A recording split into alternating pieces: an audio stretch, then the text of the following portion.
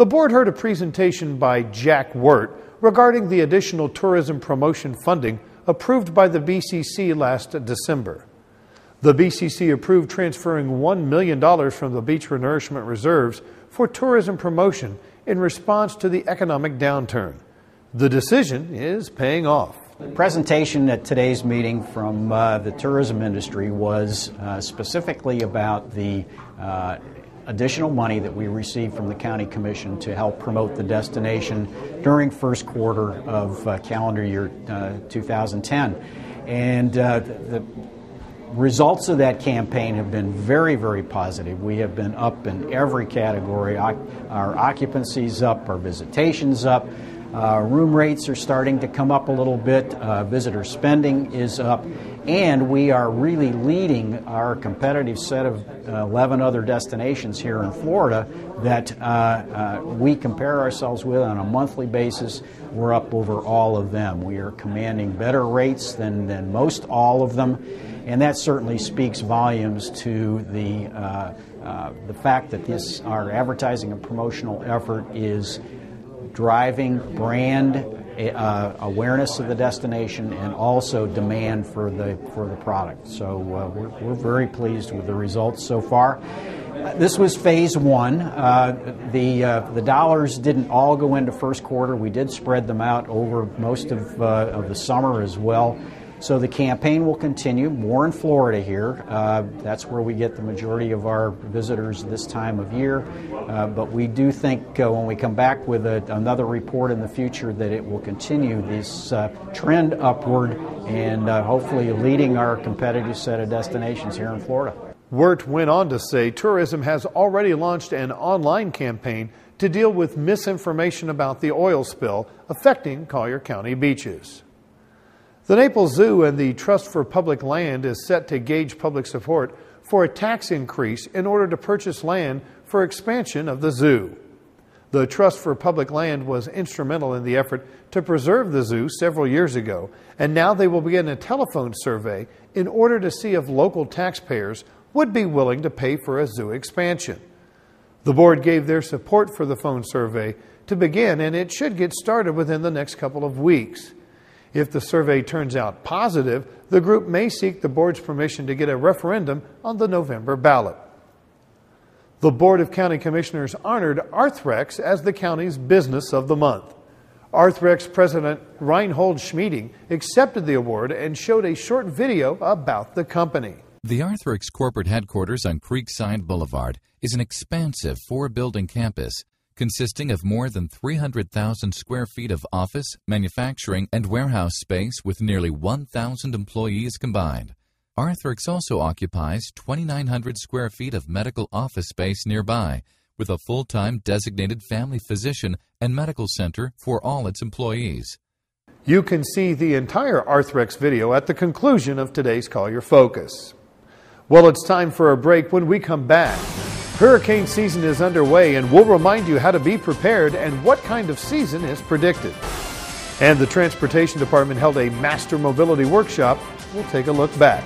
All of that and more when Collier Focus continues. Like lightning on the Great Plains, a spark ignites the imagination of a young 4-H member named Ryan. As a teenager, Ryan explores the wonders of nature. As a young man, he experiments, discovering new possibilities. As a scientist, Ryan uses a new technology to detect an invisible tumor in a little girl's eye. The 4-H commitment of fostering 1 million new scientists and engineers is being embraced by companies and universities around the country. With their help, 4-H is growing the next generation of great thinkers like Ryan. 4-H, 1 million new scientists, 1 million new ideas.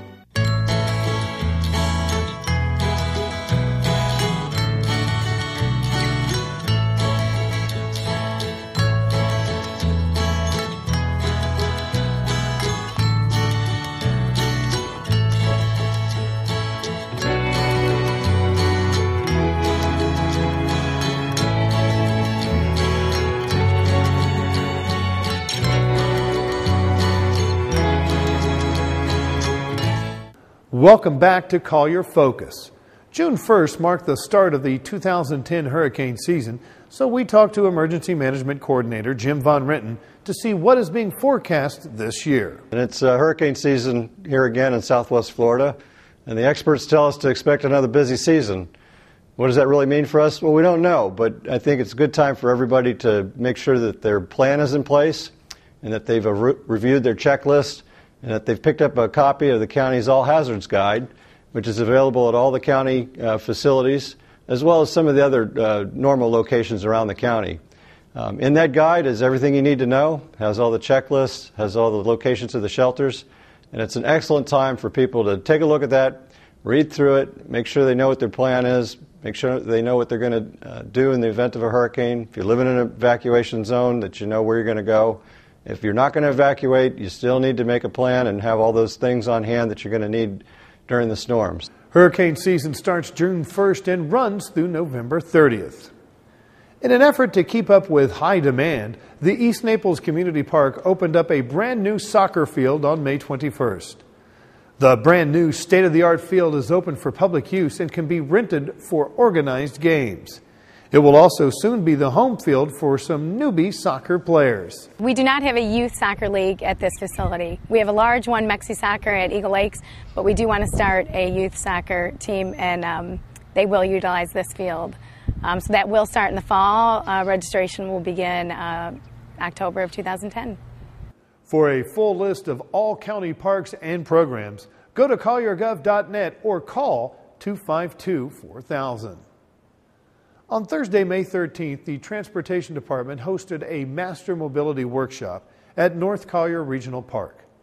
Several experts from around the country were here to help explore future road network possibilities. Here is an excerpt from that event. Does that resonate here? Huh? You need to think about how you come together and maybe institutionally begin to structure things. You know, I was at the dinner with several people last night, and I said, if I'm a business thinking about locating in Southwest Florida, who do I call? And the answer was, well, it depends. Right? If I'm in Lee County or I'm in County here or Naples. Wrong answer. Nobody outside, and maybe most of you don't know where Lee County ends and begins. Right? Nobody pays attention to those boundaries anymore when you're competing in a global economy. You need to figure out how you institutionally shape yourself for success. How do you build in a world that's changing remarkably around us? You need to, what you're doing here, the transparent public process. If you're going to get people to buy into this, you need to have a public conversation. If you want to see the whole Master Mobility Workshop, tune into Collier Television or check out our website at colliergov.net. Now let's take a look at some upcoming Collier County government meetings. The following meetings are all held in the board meeting room on the third floor of the W. Harmon Turner Building in the Collier County Government Center, unless otherwise indicated. The Collier County Planning Commission will meet on Thursday, June 3rd at 8:30 a.m. On Friday, June 4th at 9 a.m., the Code Enforcement Special Magistrate will be in session. And on Tuesday, June 8th at 9 a.m., the Board of County Commissioners will meet in regular session.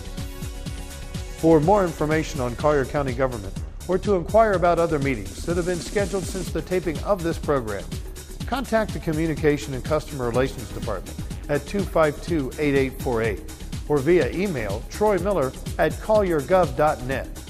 You can also click on our website at colliergov.net for more information.